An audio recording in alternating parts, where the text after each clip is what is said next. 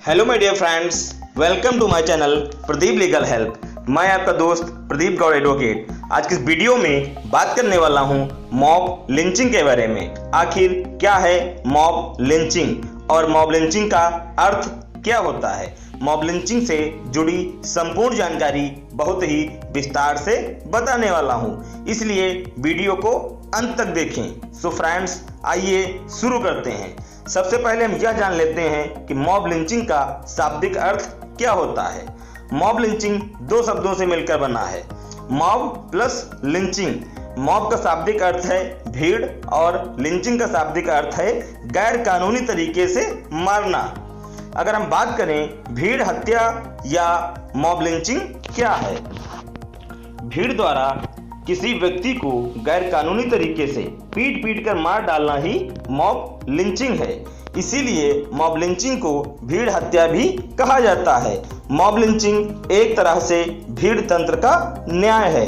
उदाहरण के लिए मान लीजिए आप किसी सार्वजनिक स्थान पर हैं और बहुत भीड़ इकट्ठी हुई है। किसी व्यक्ति द्वारा किसी अन्य व्यक्ति पर चोरी करने या किसी लड़की के साथ छेड़छाड़ करने आरोप लगाकर शोर मचा दिया जाता है। उस समय उस भीड़ द्वारा अपनी सुरक्षा हेतु उस व्यक्ति की पिटाई कर देते हैं और भीड़ में क्रोध आ जाता है तथा समर्थकों द्वारा और उकसाते हुए उस व्यक्ति की इस कदर पिटाई की जाती है कि उस व्यक्ति की मौत हो जाती है। यही मॉब लिंचिंग की घटना कहलाती है।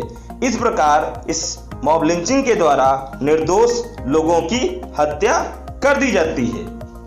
आपकी जानकारी के लिए बता दें कि अपराध कितना भी जघन्य क्यों न हो, लेकिन सजा देना सिर्फ कानून का काम है, ना कि समाज और भीड़ का।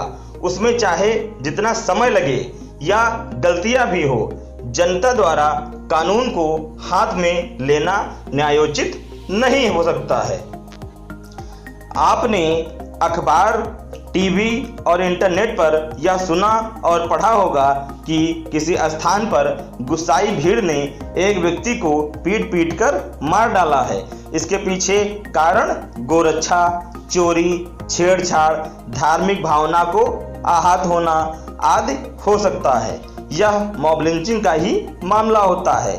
जब क्रोधित भीड़ किसी व्यक्ति की जान ले लेती है, उस समय उस क्रोधित भीड़ की नजरों में वह व्यक्ति दोषी है, परंतु कानून की दृष्टि से वह दोषी न भी हो। इस घटना के लिए किसी एक व्यक्ति को दोषी नहीं माना जाता, क्योंकि इसमें कई लोगों का हाथ और समर्थन होता है। भीड़ की कोई व्यक्तिगत रूप से, सामूहिक रूप से कोई पहचान नहीं होती। अक्सर ऐसी घटनाओं पर कोई कानूनी कार्रवाई करने में कठिनाई आती है। लिंचिंग कानून की प्रक्रिया से बाहर होता है, क्योंकि भीड़ द्वारा ही न्याय का फैसला किया जाता है। इसीलिए तो इसे भीड़ तंत्र का न्याय कहा जाता है। मॉब लिंचिंग के कारण क्या हैं?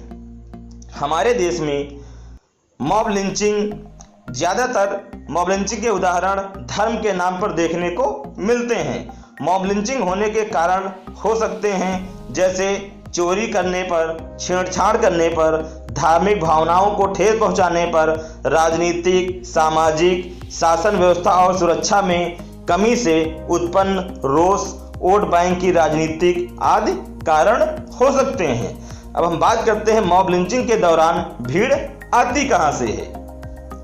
घटना के दौरान मौजूद भीड़ के अलावा कुछ ही समय और ज़्यादा भीड़ इकट्ठी हो जाने का कारण उस घटना का सोशल मीडिया द्वारा लोगों तक पहुंचना है, जिससे लोग भीड़ बढ़ा लेते हैं तथा घटना को अंजाम दे दिया जाता है। यह नहीं कहा जा सकता कि एकमात्र सोशल मीडिया ही मॉब लिंचिंग के दौरान भीड़ इकट्ठी करता है, और अन्य कारण भी हो सकते हैं, परंतु सोशल मीडिया प्रमुख कारण है।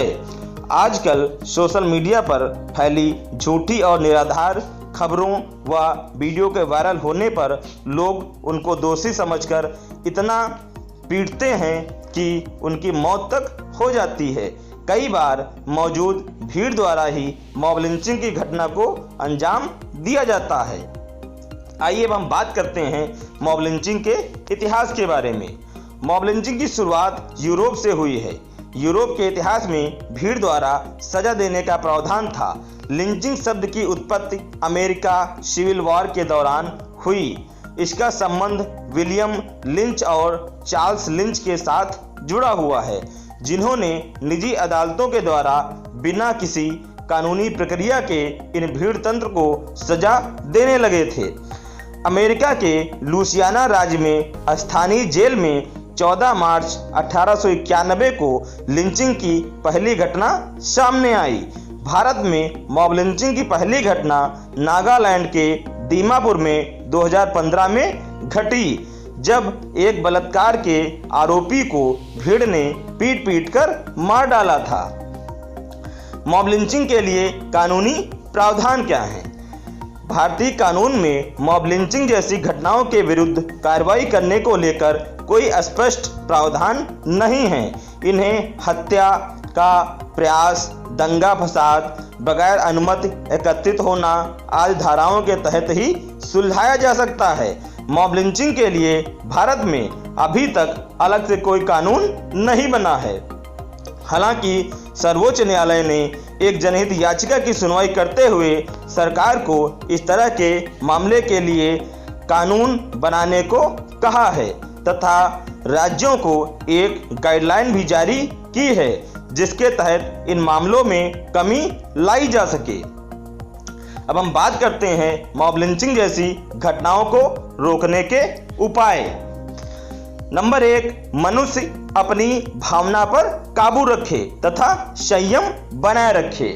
नंबर 2, आम जनता कानूनी प्रक्रिया का पालन करे एवं कानून में विश्वास बनाए रखे। नंबर 3, जन जागरूकता के अभाव में भी ऐसी घटनाएं होती हैं, अतः जनता को जागरूक किया जाना भी जरूरी है। नंबर 4, मॉब लिंचिंग पर अलग से स्पष्ट कानून बनाया जाए।